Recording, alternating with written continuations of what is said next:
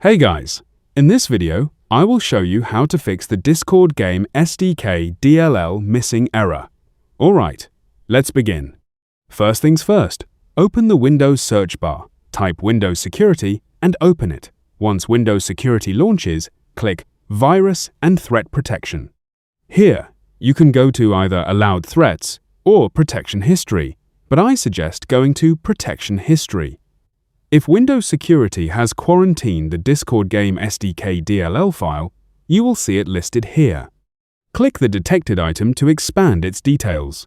After that, click Actions, then select Restore or Allow on Device, depending on the option available.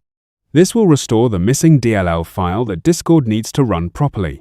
Once the process is complete, close Windows Security and launch Discord again.